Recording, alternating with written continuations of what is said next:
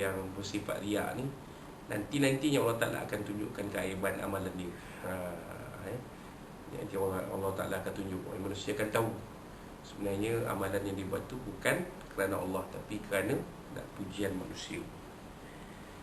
Firman Allah SWT mafhumnya, wa yamna'una al-ma'un surah Azim, dan mereka enggan memberi pertolongan, ayat 7 surah Ma'un, mereka enggan membantu dan suka menghalang orang yang nak melakukan kebaikan pada orang lain. Perkataan al-ma'un adalah kata nama bagi semua benda yang sering dipinjamkan di antara sesama manusia, seperti baldi, kapak, pemukul, periuk dan perkakas rumah. Manakala benda yang sering diminta ialah seperti air dan garam, mana orang yang enggan memenuhi permintaan sedemikian dianggap hina dan berakhlak buruk.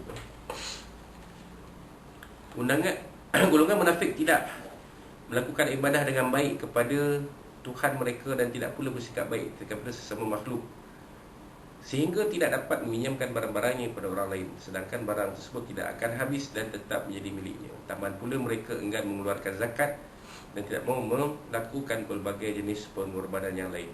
Ini dipanggil orang munafik. Dalam ibadah tayang ke orang, sembahyang tayang ke orang, ibadah tayang ke orang, membantu semua manusia, tak mahu. Pelbagai alasan yang diberi. Itu dia panggil orang munafik. Waliyazubillah. Imam An-Nasai meriwayatkan daripada Abdullah bin Mas'ud berkata, setiap kebaikan yang kufur yang dihulurkan adalah sedekah, dan kami menganggap al-ma'un pada zaman Rasulullah SAW adalah seperti memberi pinjam baldi dan periuk. Jadi oleh kerana kata-kata Ibn Mas'ud ni ada menyebut tentang Nabi SAW, maka ia menjadi satu hadis yang diriwayatkan oleh Imam An-Nasai.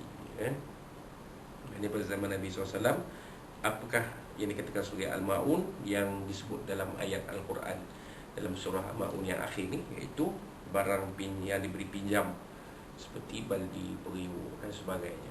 Wallahu a'lam. Maka akhir sekali ialah pendengar hidup dan hukum hakam. Ayat di atas secara umumnya menegaskan perkara berikut, iaitu pertama, celaan Allah SWT terhadap orang yang mendustakan perhitungan dengan ganjaran di akhirat. Perkataan yang digunakan bersikap umum dan maknanya tidak terikat kepada individu khusus yang menjadi sebab latar turunnya ayat. Jadi ayat ini umum. Ayat-ayat dalam surah ini umum sifatnya kerana pengajarannya untuk kita. Semua ini disebutkan oleh Syekh Dr. Muhammad Ali As-Sabuni rahimahullah ta'ala dan kita Tibyan fi Ulumul Quran. Al-ibratu bi umumil lafzi la bi khususis sabab. Pengajaran Al-Quran itu umum kepada semua manusia, bukan kepada semata-mata kepada orang yang ditujukan ayat itu sahaja. Yang kedua, sifat manusia penusta yang mengingkari balasan akhirat dengan segala keburukan ialah suka merdi anak-anak yatim, suka menghalau, menafikan hak, menindas dan menganiaya anak yatim, bahkan suka meninggalkan amal kebajikan, dan suka menggalakkan orang lain bersedekah, makan minum kepada golongan fakir miskin. Ini adalah kerana sifat bakhil dan keengganan yang mempunyai hari pembalasan. Kerana Allah ini tidak ada bersifat umum, sebab itu tidak merangkumi orang yang tidak bersedekah kerana miskin atau susah. Golongan yang menjadi sasaran celaan ialah orang yang kaya dan berada tetapi bersifat bakhil untuk bersedekah dan sengaja mengada-ngadakan alasan. Itu dia. Macam dia bakhil lah. Dia cikgu sudah datang, dia kata budak-budak tak boleh bagi, tak boleh pinjam simpan duit banyak-banyak, bagi RM1 Tapi bila cikgu Murni datang, di sinilah nak masuk jarum, bagi RM1,000. Apa? Budak-budak tak ketika duit elok dah, budak pegang duit. Kalau labu pegang duit, jahanam kata aku. Jadi ini perangai seperti ini dicela oleh Allah Subhanahu wa ta'ala. Yang ketiga, musibah dan celaka besar serta ancaman keras Allah terhadap orang yang melakukan tiga perkara. Pertama, melalaikan solat. Kedua, berbuat sesuatu kerana riak. Dan ketiga, dengan menolong orang lain yang miskin untuk perkara yang mudah dan ringan. Manusia hipokrit mempunyai tiga ciri-ciri ini dengan lengkap: suka meninggalkan solat, riak dan bakhil. Lalai sembahyang pula membawa dua makna, sama ada meninggalkan langsung, ada menunaikan secara sambil lewa, atau lalai dalam erti kata terlupa dalam sembahyang. Dan yang perkara kedua ini adalah di luar kesedaran. Ini bukan suatu yang disengajakan. Antara itu, ia tidak termasuk dalam perkara taklif. Hadis Nabi mengungkapkan bahawa baginda sendiri pernah lupa dalam sembahyang. Bahkan Sujud sahwi dengan disyaratkan untuk, itu pun disyaratkan dalam untuk kes-kes seperti ini. Para sahabat Rasulullah SAW juga pernah lupa. Jadi kalau lupa tak masuk, tak termasuk dalam lalai itu, tak masuk dalam sahun. Lalai ni sengaja lah. Ini terlupa. Nabi SAW pun pernah terlupa rakaat sembahyang. Nabi SAW pun pernah terkurang rakaat sembahyang. Jadi Nabi SAW nak tunjukkan kepada kita bahawa manusia pun ada sifat. Manusia sehebat baginda pun ada juga sifat lupanya. Begitu juga para sahabat. Jadi tak masuk, kes-kes lupa tak masuk dalam as-sahun, dalam sahun seperti mana disebut dalam ayat yang kelima ini. Manakala sifat riak pula bermakna melakukan ibadah untuk tujuan dikenai agar diri mereka dikagumi orang. Riak ada berbagai-bagai jenis. Pertama, berhias diri dengan niat supaya disanjung atau dipuji orang. Kedua, memakai baju yang singkat atau lusuh untuk menunjukkan zuhud dengan dunia. Ketiga, dengan perkataan umpamanya menuturkan perkataan-perkataan yang menyelar manusia dunia. Melagak mempamerkan nasihat atau sedih kerana kononnya tidak sempat lakukan kebaikan. Keempat, mempamerkan sembahyang dan bersedekah atau menghias-hias sembahyang agar dikagumi oleh orang lain. Ini tuan-tuan ni. Sifat riak ni disebut oleh pengarang kitab ni. Itulah dia. Macam-macam jenis. Macam-macam jenis riak ni. Tunjuk hebat pun ada. Tunjuk zuhud, tunjukkan kita ni simple, tak bermewah pada kaya, tapi tak nak tunjuk dia kaya. Itu sebenarnya itu pun perbuatan menunjuk juga. Semayang atau tim, nampak. Bila semayang seorang macam betul ayam. Ini pun satu juga.